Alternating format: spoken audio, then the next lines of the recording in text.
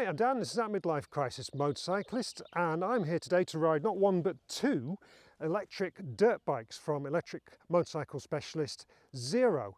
Now, although I'm here in Belgium to try these bikes out, there is no escaping the fact that electric dirt bikes of this type, not this brand, have a bit of an image problem back home in the UK, which Zero is hoping these bikes can overcome. We'll get into that in a little bit more detail in due course, but first let's just have a look at the bikes themselves. Now, they are part of what Zero calls its new X line, and to start with we have this XB, which is the lighter, more affordable option. It has a 2.4 kilowatt hour battery which powers an electric motor with peak output of about 10 horsepower and 42 newton meters, uses a chain drive to the back wheel like a proper dirt bike, and it will hit around 28 miles an hour. It's got a range of 45 miles or so at a kind of constant speed, probably a bit less when you're razzing it at full pelt, but it weighs 63 kilos and it costs £3,710. To my mind, this looks like a kind of midway point between top line e-mountain bikes and proper sort of electric motocross machines, which is really what the bigger XE is. This is obviously a much more serious bike. It's got a 21-inch front and 18-inch rear wheel, whereas the XB has 19s front and back.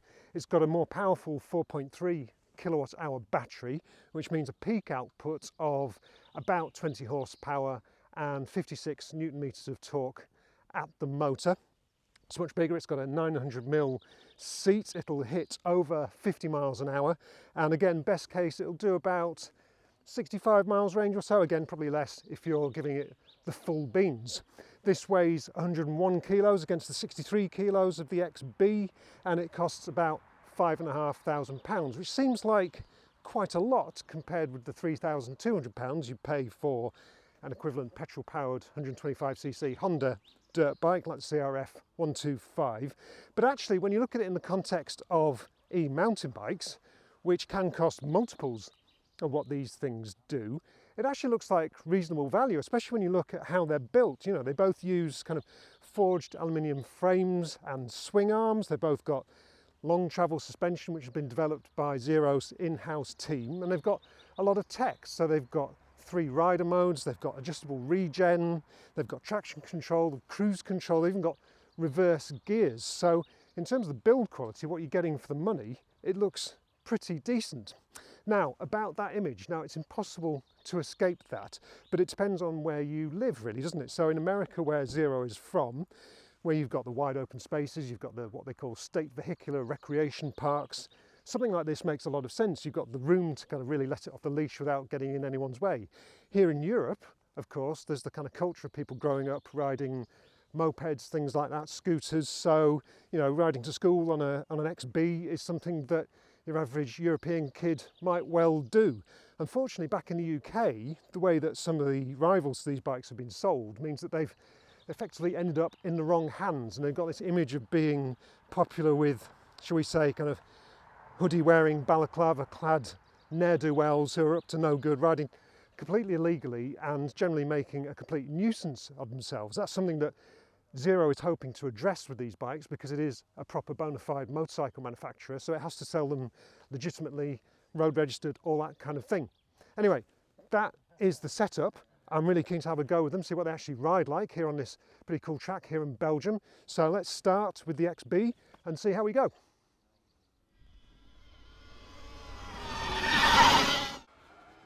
Okay, so we'll start the ride on the XB, which is the smaller of the two bikes. And straight away, so I do a lot of mountain biking, so straight away this feels to me kind of familiar. So the stem and the handlebars here look like they're straight off a mountain bike, and the weight of it, so 63 kilograms, although that's kind of 3 times the weight of even a heavy mountain bike. It has that same sort of flickability about it. And the fact also I've got conventional sort of bike style brakes with, so the left lever is like a push bike, no clutch obviously being an electric bike, so you don't have to worry about a foot brake for the rear brake. So for a cyclist, somebody coming from an e-bike, this XB in terms of its weight and its controls feels really quite easy to get along with, and the performance level is quite unintimidating as well, so it feels like it's 28 miles an hour top speed, about that. It feels reasonably easy to get along with. I mean, bear in mind I've never done any motocross or anything like that, so I'm learning as I go here, but the instant torque of the electric motor is really, really responsive, and it just feels very chuckable. So yeah, I think you could ride this without too much experience of riding motorcycles and just get on it and have a bit of a play, which is kind of part of the appeal of these things, really, isn't it? So for kids, or for just experienced days, things like that. And yeah, it just feels, it's a great kind of taster for off-road motorbikes, I think. You can feel it kind of moving around on the dust and stuff like that, but it's pretty confidence inspiring. There's enough suspension travel to, I might have done a little bit of a jump there maybe. There's enough suspension travel to deal with the bumps, enough power to deal with the dust. And we have ridden it on the road briefly as well. And there, obviously, the fact that it's, topped out at about 28 miles an hour, as I say, it does feel slow. It definitely feels more moped than motorbike in that situation, but for this kind of thing, it's an absolute hoot. And I think Zero's experience as an electric motorcycle builder really shows in the way how smooth the throttle is, how progressive it is. I'm just riding it in the standard mode now for a slightly smoother response, and it's a giggle. It's really, really good fun. And obviously the good thing about this is that you'll be able to ride it on an AM, on a moped license, so 16-year-olds, legit 16-year-olds, not the stereotypical balaclava wearing ones that we were talking about in the intro, but bona fide 16-year-olds will be able to ride this on a moped license. So there you go. Quick favour of the XD. Let's swap to the XE and see how different that feels.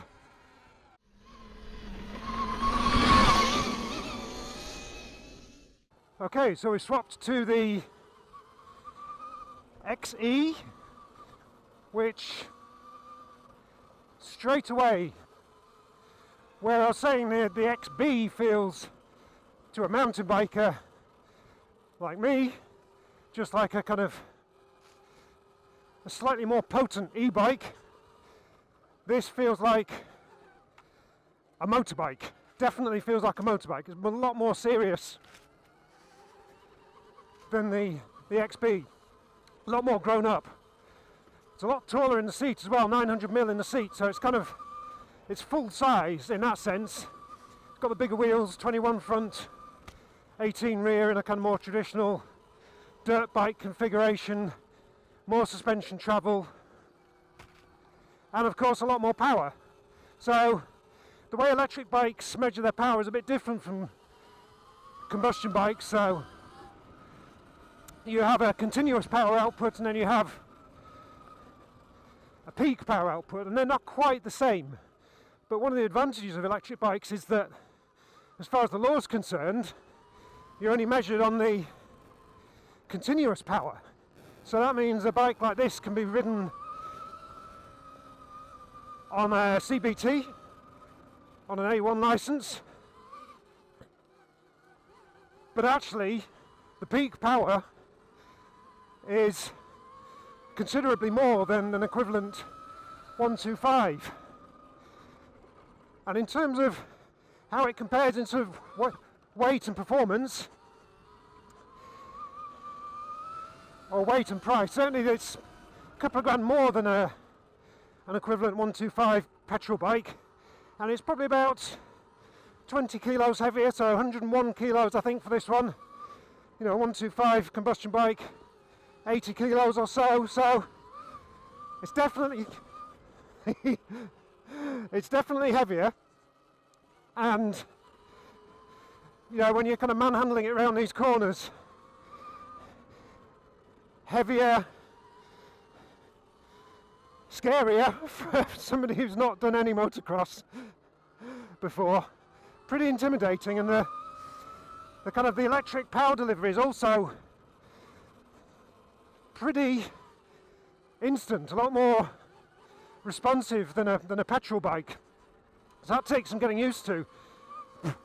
I'm just riding it in the standard mode for now, because I've been told that the sport mode can be a bit aggressive. Even the eco mode is apparently nicer because it's just a bit more progressive. But as you can see, the speeds are a lot higher. It definitely feels a lot more potent, a lot more intimidating. You can probably see that in the way I'm riding it. A little bit nervy on this dust. Trying to remember the tips from the Honda riding school: weight forward,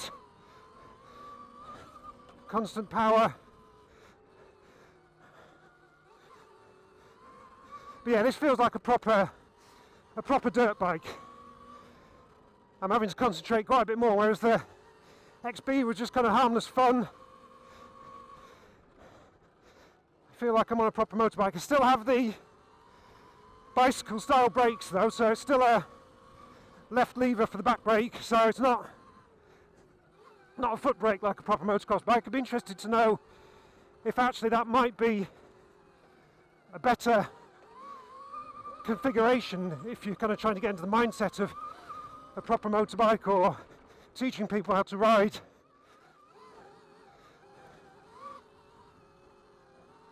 off-road. You know, learning that kind of muscle memory of using the foot brake is obviously quite a lot different. So I'd be interested to know if Zero are going to offer that option to run it with a foot brake if you want. I imagine it would be a fairly straightforward swap if you did. But yeah, out here it's definitely focusing my attention somewhat,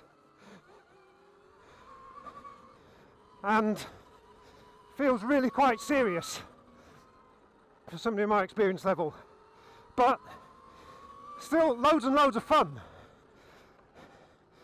in this context. And it feels like, you know, when you get on the gas, it's a quick bike. There's a lot to get my head around here. It's really quite intimidating, especially on this soft stuff here. Get on the gas, upright. I think we got off the ground there. Let's not land on the ground. That's not the idea. So yeah, on this showing, there is a big difference between the bikes. This is definitely a significant step up. But the fact that you could run these bikes and, you know, make an indoor motocross track or something like that, you know, in a city centre, or run them outdoors and not have the noise problems and the, you know, the other issues that you get with running conventional dirt bikes, that's really appealing. And if you're running it as a, you know, at a remote venue like this, you can take extra battery packs, you can swap them around, but you know, we're still on 90% something charge, 90% plus charge, so you know, it seems like it's got pretty good endurance. So yeah, that is a flavour of the XE in the hands of a slightly nervous motocross numpty.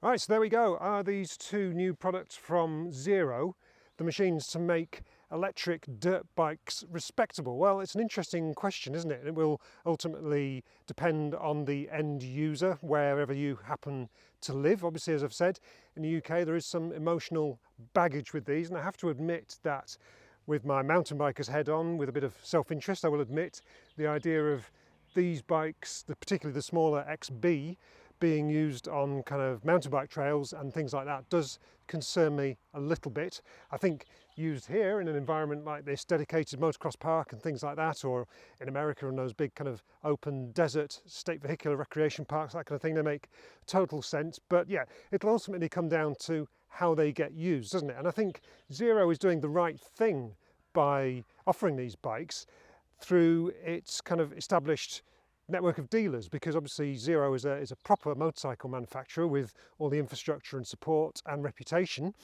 and it needs to do these things properly. It needs to make sure that it's selling bikes to legit people and they're being used in a legitimate way as well. So we'll have to see how that plays out. But in terms of the bikes themselves, the XB it feels like a bit of a little toy, really. It's like a plaything. It's so easy to ride. I think you could probably get on that without any previous experience of having ridden a motorcycle at all, and just have loads of fun on it. It's just twist and go. The brakes are as you'd expect from a bicycle. The weight is really manageable. The performance isn't too scary. So yeah, it's a lot of fun. And as I say, I think anyone could get on that, you know, any age, any experience, and have an absolute blast. The XE is quite a lot more serious. You probably got that from my onboard, but it was a little bit more intimidating to ride. It feels much more like a serious off-road motorcycle. It takes a bit of kind of working up to, I think. The performance is very immediate. The electric power delivery is, you know, it can be quite fierce, particularly in sport mode. But I think credit to Zero and its experience in building electric motorbikes shows in just how smooth that electric power delivery is through the throttle. It feels very natural. And again, it's quite an easy bike to ride once you get your head around it, and once you get over the intimidation factor of its increased size, weight and performance. Anyway, so there's a quick overview of the bikes. I really enjoyed riding them, but do you think these are the bikes to make electric dirt bikes legit, or will they always carry that stigma, particularly in the UK? I'd love to hear what you think in the comments below, so let me know there and we can have a chat about it. I hope you enjoyed this video. If you did, please hit like. If you're not subscribed to the channel already, please do so. And for now, I say goodbye, thanks for watching, and ride safe.